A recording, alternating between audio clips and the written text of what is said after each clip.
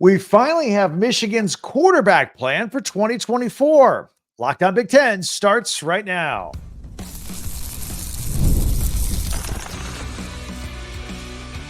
You are Locked on Big Ten, your daily podcast on the Big Ten Conference. Part of the Locked On Podcast Network, your team every day.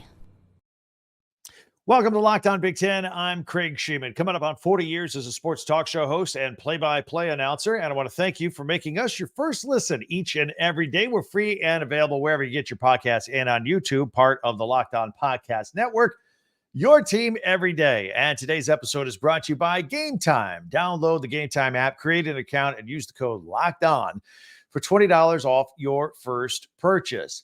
So the man with the plan in Ann Arbor, we'll share it with you here. Plus, we have some other quarterback news at Nebraska and Wisconsin you don't want to miss. And our Big Ten Classics this weekend. We got a whole bunch more teams to choose from. Because starting Friday, we have 4 new teams in the Big Ten, and they're going to be rolling classics from all those all weekend. We'll share some that we've highlighted for you. All that coming up. It's going to be great. So there are a lot of changes this season at Michigan, right? From the head coach on down. But I think the most intriguing change, of course, or the biggest question of the season is who is going to be the quarterback for the Wolverines following J.J. McCarthy's departure to the NFL. Because for the past 2 seasons, it was a no-brainer. J.J. McCarthy was going to be QB1. This year, the Wolverines have 5 scholarship quarterbacks on the roster, and every one of them brings some unique skill sets to the offense. So what is the plan going into camp this fall, which began Wednesday? Well, first of all, offensive coordinator Kirk Campbell says that all 5 are going to get an equal shot at the starting job. But as camp opened this week, Campbell's depth chart went by age. That's right. Oldest guy, you're going to take the first reps. We're going to move on down the list and get to the youngest guy. That's right. Oldest to youngest. I've never heard of anybody doing a depth chart this way, but I'm like, why not? Right? Campbell's simplifying everything. He's avoiding a situation where everybody, including the media, will try to read into every single decision every day. And of course, ultimately, that starts to become counterproductive. This way, everybody gets to run with the first string. Campbell says the situation will be fluid and could change every single day. So he brought himself some time having to answer some questions to me. I think it's brilliant, actually. I don't know why more people don't do it this way. So the system will mean, of course, that old man Jack Tuttle will get first crack at it. He's entering his 7th year of college football after being granted an extra year by the NCAA. Heck, he's practically eligible for Social Security at this point. Although I will say that Tuttle is by far the most experienced quarterback on the roster. He was once a starter at Indiana, started 5 games. He played 21 games in his career. He's taken some snaps. He's seen some live action. Now, Sharon Moore at Big Ten Media Days, he said that actually Tuttle could come out of this as the starter. That everything's possible right now. Although many fans assume that redshirt sophomore Alex Orji will be the starter. Now, we saw a lot of Orji in the spring game. He was one of the 2 starters in the spring game going at it. And we saw him a little bit for a couple of plays each game as a change of pace quarterback under J.J. McCarthy. Didn't really see him throw the ball that much. But it is worth noting that Tuttle was also nursing an injury in the spring, and so didn't get a good look there. But Moore also noted that Tuttle, while not really fully established himself as a starter. Think about it. He's played in college football for 6 years. And you may go, well, he's been around for 6 years. He hasn't really been a starter except for the time at Indiana for a while. And Moore brought up a good point. He's spent most of his collegiate career backing up not 1, but 2 future top 10 NFL draft picks. That's right. When he was battling at Indiana, he was behind Michael Penix Jr., who went in the first round this year. And, of course, J.J. McCarthy, who went shortly thereafter from Michigan to Minnesota. So he's been backing up some really good quarterbacks. So he's really excited about his opportunity this season. We'll see what he does. The reason he came back for year number 7. Thinks he's got a clear shot at it. Also, there's Davis Warren, who was also a starter for the spring game, opposite of Orgy. And from what I've seen, he's my favorite pick. I thought he looked the most comfortable in the passing game out of all the quarterbacks. He's a redshirt junior, so he's been around a little bit. He's going to get an early look at camp. At first glance, it looks like Tuttle, Orgy, and Warren will get strong consideration for the starting quarterback job. Now, there appears to be a bit of a drop-off from that group to the next group with redshirt sophomore Jaden Denegal, and, of course, the baby of the group, the true freshman, Jaden Davis, who looks like he's got some natural talent. So it just might not be his time yet. Campbell told the media that he's sorted out quarterbacks in fall camp before, and he's gone into situations where he didn't have an obvious heir apparent. So he said it's based on his experience. He says it's important not to rush this process. The process will take care of itself, hopefully before week 1. You saw what happened to Ohio State last year. They went like 2 weeks into the season. They were still trying to figure it out. You want to get that done at least a week to 10 days before your season opener, so then you can go into, game week mode with your guy all set, the starting quarterback. Campbell has also admitted that choosing a quarterback too early could have negative consequences down the road if the staff realizes it made a mistake, and then it kind of has to undo it. Now, during media day, Sharon Moore said that he's looking for a starter that can make plays, period. Just make plays. Be a playmaker. You're going to probably get this job. But you also have to make the right decisions time and time again, and you need to be a guy that takes care of the football. No turnovers. Now, in front of whoever gets this quarterback job at Michigan, it's going to be a pretty good situation. I know the entire offensive line is brand new. Everybody from last year's gone, as far as the starters are concerned. But that doesn't mean the rookies. We've talked about this here before. So they're just experienced, big, strong guys that are ready to go. They've been playing in spot roles. Now it's their turn to shine. In fact, if you look across the line, start with the left side of the offensive line, you got a senior and a grad student. Their center and a right guard are redshirt juniors. And, of course, on the right tackle, you got a redshirt sophomore. So it's not like it's a true freshman. So you got some age and experience up front, which is all good. And then, in addition to that, you got a couple of nice best friends for a quarterback, a tight end, and a running back. And Colston Loveland is going to be a huge factor in this offense this year, and he comes back at tight end. And Donovan Edwards at running back. There's no Blake Corum. Donovan Edwards is going to get more of a load, and we've seen what he could do. Very excited about him this year. He's going to have a huge year for them at running back. So these are things that can help out the quarterback get settled in. Got a good line, got a good tight end, got a good running back. Boom. Got Samaj outside there, but throw him the ball. There's some things here. So it's all good. Michigan season opener is August 31st versus Fresno State in the Big House. Be sure to subscribe if you like what you see. And by the way, tell people about us out here. I know you know some Big Ten friends, alum family. Let them know that we're out here doing this every single day. And if you want to be connected with me and us here at Locked On Big Ten, subscribe. It's free. It doesn't cost any money. No other information. Just hit the subscribe button and you're good. And you can follow Locked On Big Ten for free wherever you get your podcasts. And that way you get the latest episode of this podcast as soon as it becomes available each and every day.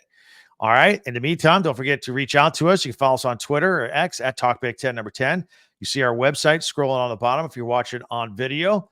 If you're a Michigan fan, get yourself some Michigan hats, T-shirts, pennants, stuff for your desk, all the coffee mugs, all right there at TalkBig10.com. TalkBig10. That's the number 10.com. And don't forget to leave some comments on YouTube as well. We always look forward to all of that. All right. Speaking of quarterbacks today, we have some other quarterback news I want to share with you. One of them is kind of a funny, humorous story out of Nebraska. And, of course, the quarterback battle at Wisconsin, I find very interesting. But I've told you this before. I don't think that's a done deal over there as well. And then later on, our brand new Big Ten Classics. All that coming up right here on Locked On Big Ten. Hey, you want to go to some games? GameTime has the tickets. And it's right there on your phone. Download the GameTime app. Get tickets to whatever you want to go. Spend the rest of your summer before summer's over, Major League Baseball, or go to some Big Ten football games. Buy the tickets on GameTime and the GameTime app. It is great. If you want to go to a baseball game, here's the deal. They're like an official ticket marketplace of Major League Baseball. A lot of times, the closer you get to first pitch, the lower the prices are for these tickets. They've got great deals. They've got last-minute deals all the time. You can save up to 60% off buying these last-minute deals for sporting events or not just sporting events, concerts, comedy, theater in your backyard. Tickets, get them at GameTime. It's really simple. So you can take all the guesswork out of it. Very simple. Buying Major League Baseball tickets, Big Ten tickets, use GameTime. Download the GameTime app, create an account, and use the code LOCKEDONCollege for $20 off your first purchase. Terms apply. Again, create an account and the redeem code LOCKEDONCollege. That's LOCKED. ONCOLLEGE. Locked on College for $20 off. Download GameTime today. Last minute tickets, lowest price guaranteed. Thank you for making Locked On Big Ten your first listen each and every day, especially you everydayers. Thank you very much. Spread the word. Meanwhile, be sure to subscribe on YouTube, share, and follow and like Locked On Big Ten, your team every day. And don't forget our website, talkbig10.com. So you've heard of rookie hazing in the NFL, right? And there's freshman hazing, the good kind, not like at Northwestern where it becomes a thing, right? Just some good natured ribbing, the kind you do with freshmen that now have money because they come in with nil money now. Nebraska offensive line Teddy Prochaska said that quarterback Dylan Raiola took all the veteran offensive linemen out for pizza over the summer.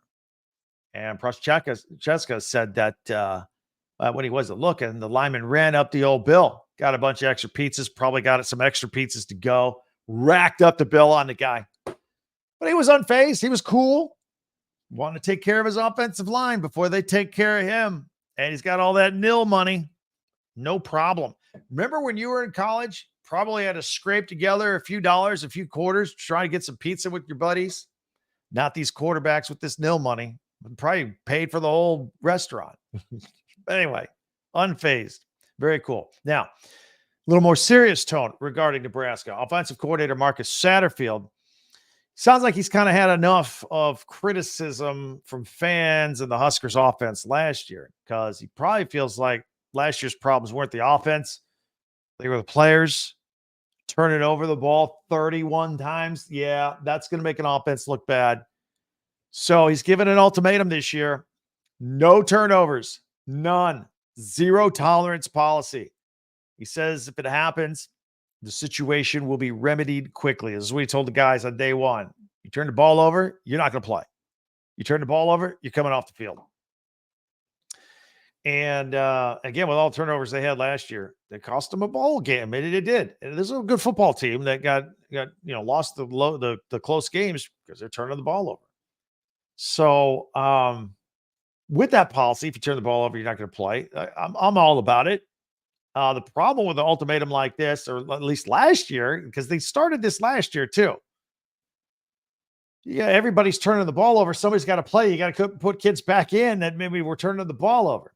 But all joking aside, I'm curious to see how this ultimatum plays out because, first of all, I agree with his thinking. We all do if you know football. But how are Satterfield and Matt Rule going to handle, say, for example, the learning curve in inevitable turnovers that true freshman Dylan Raiola will probably commit at quarterback from time to time? They want him to play, they yank him out. They got to put him back in if he turns the ball over. But maybe that means we'll see a little bit more of junior quarterback Heinrich Haarberg, who's come back this year. Now, Haarberg is experienced, kind of part of the turnover problem a little bit last year too. He kind of settled in and was the guy that took the most snaps last year of the three quarterbacks that they were rotating in and out. He played in 10 of the Huskers games. He started 8 of them. He did have 7 interceptions and only threw 7 touchdowns. But even with all the changes going on and with the arrival and the fanfare with Raiola coming into campus, he decided to hang around and continue to play for the Huskers. So he's got his place. He's got his role. But he, along with Raiola, everybody's got to take care of the football up there at Lincoln, Nebraska. All right, speaking of quarterbacks, let's talk about another situation. This kind of follows up on some thoughts I've had here with you on Locked On Big Ten. Wisconsin, I've had some questions about the quarterback. And maybe some other people do too. And everyone seems to think it's a wrap that Miami transfer Tyler Van Dyke is just going to roll in and be the automatic starting quarterback for Luke Fickell and the Badgers. I mean, you go out and get a high profile guy and get him to transfer to your school. I mean, you kind of have to play him. But I have argued on Locked On Big Ten that Van Dyke was very erratic at Miami. He had a lot of good days and a lot of bad days. Very inconsistent, although he is talented. He's got a big arm. But I have suggested time and time again that Braden Locke was more impressive. And he's very talented himself.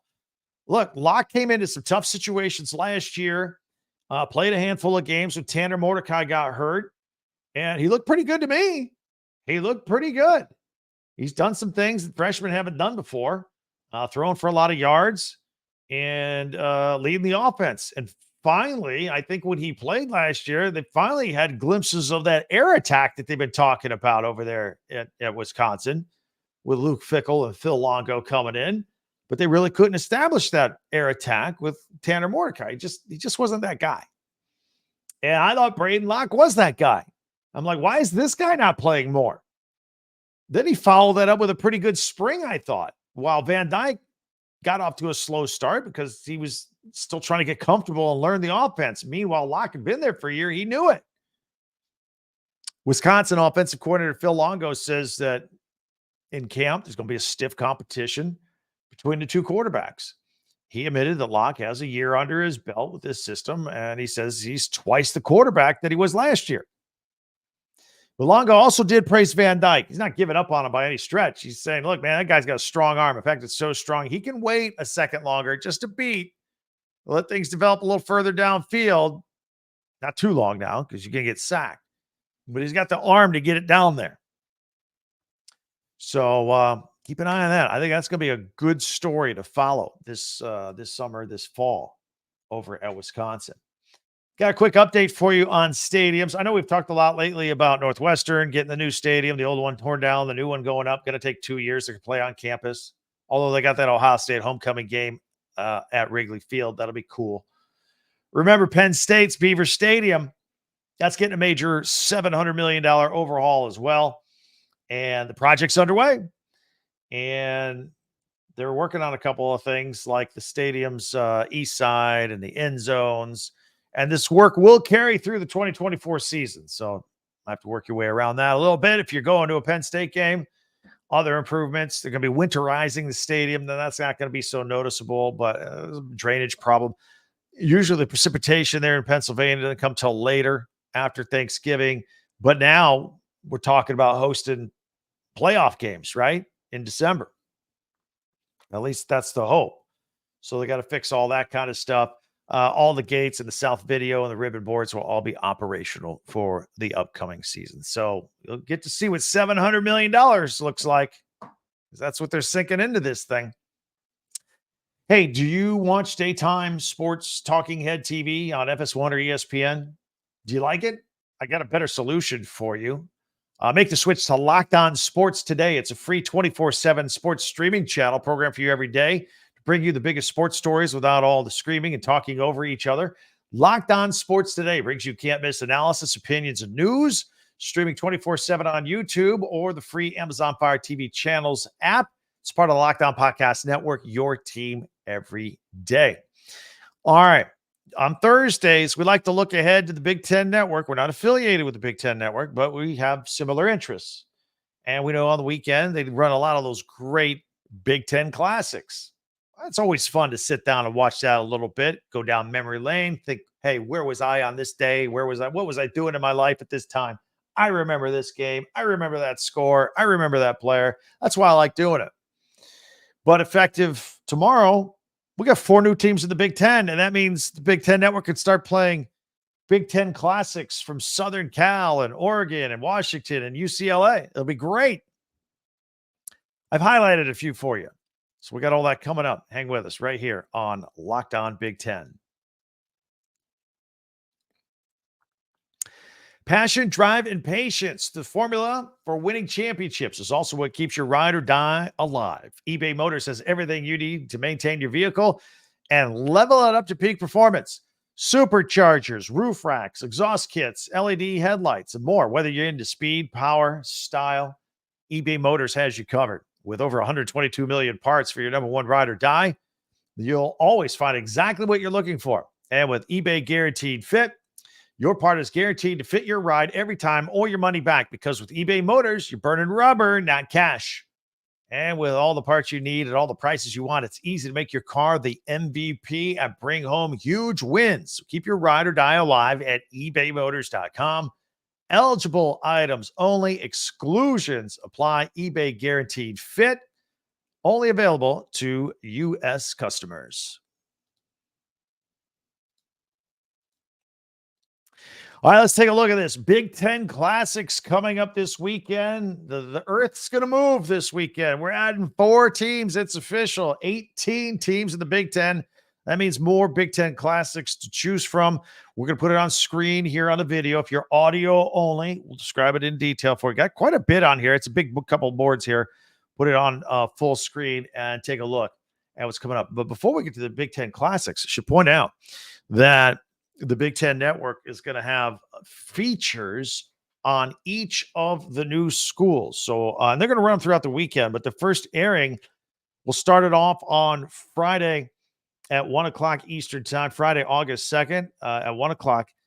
Big Ten Welcome, UCLA. Just going to be all UCLA. And at 3 o'clock, Big Ten Welcome for Oregon. At 6 o'clock, it's USC. Now, they're going to do something a little different at 8 o'clock Eastern time. They're actually, another thing the Big Ten Network does that I like at this time of year, they go around visiting all the camps. They got a lot to do. They got to get started. Going to visit all 18, and they are visiting the Washington Huskies training camp. They're going to air that at 8 o'clock Eastern. But then at 9 o'clock, they'll air the Big Ten Welcome for Washington. And again, all those will run throughout the weekend on repeats and whatnot, but the first airings are on Friday. So go ahead and record them, watch them live on your Friday night, watch them over the weekend. All right, we got some more stuff coming up. We got a Washington Husky football classic at noon Eastern against Purdue. This is the 2001 Rose Bowl, January 2001. Marcus Tuiasosopo and the 4th-ranked Huskies defeating Drew Brees. How about that for a couple of quarterbacks? And the 14th-ranked Boilermakers at the Rose Bowl, 34-24. Then at 1 o'clock, we have an Oregon football classic. This is great. It's all part of the Big Ten. Oregon at Ohio State. This was a great game back in September of 2021. CJ Verdell led the 12th-ranked Ducks to victory against the 3rd-ranked Buckeyes in that game. And then at 2 o'clock, we've got a Washington football classic, the 1992 Rose Bowl, Washington versus Michigan. Who would have thought back in January of 1992 that these two would be, this would be a conference game someday. Billy Joe Hobart and the 2nd-ranked Huskies defeated the 4th-ranked Wolverines in the Rose Bowl 34-14 to claim a share of the national title. There's more. Let's turn the page here. The rest of our Saturday lineup over there. Like I told you, they visit various training camps. They were on Washington on Friday. I think the start of the week at Minnesota, and now on Saturday they're going to be at the at Illinois. Brett Bielema and company going to talk some Fighting Illini at 3 o'clock Eastern. Then at 5 o'clock, a Washington football classic. This was the 2023 Pac-12 championship, Washington versus Oregon, 2 Big Ten teams now. This is from December just last year. Michael Penix Jr. throwing it for 319 yards, while Dylan Johnson rushed for 152 yards and 2 touchdowns. This is the 3rd-ranked Huskies win 34-31 over the 5th-ranked Ducks to win the Pac-12 championship at the time. But now they're ours. No more Pac-12. They're Big Ten teams. At 6 o'clock, we have a USC football classic, the 1996 Rose Bowl, USC and Northwestern. How about that? January 1996, wide receiver Keyshawn Johnson playing in this game as the USC Trojans dominate to defeat Northwestern 41-32 in the 82nd Rose Bowl game. At 7 o'clock, another USC football classic, this time the 2004 Rose Bowl. It's early 2000s. That's when Pete Carroll and the Trojans had it rolling. And this is the USC game against Michigan, January of 2004. Matt Leinart leading the Trojans to a Rose Bowl victory over the Wolverines. And let's see, at 10 o'clock, we got an Oregon football classic. Now on the West Coast, if you're in Oregon, this will be at 7 o'clock. Washington versus Oregon. This is a battle from 2018, October 2018. CJ Verdell scoring a 6-yard touchdown in overtime to lift the 17th ranked Ducks to a victory over the 7th ranked Huskies. And then on Sunday, August 4th, got some more action for you. And we got a UCLA football classic. USC versus UCLA, November 2012. Brent Hundley passing a touchdown and rushing for 2 more to lead the 17th ranked Bruins to a 38-28 victory over the 21st ranked Trojans. Yeah, UCLA was pretty decent not too long ago. And that was their season finale. Meanwhile, 2:30, a USC football classic, the 2009 Rose Bowl, Southern Cal versus Penn State. There you go. January 1st, 2009. Mark Sanchez scoring 5 touchdowns to help the Trojans beat the Nittany Lions in the Rose Bowl 38-24. And then another training camp feature as the Big Ten Network goes to visit Oregon. So there you have it.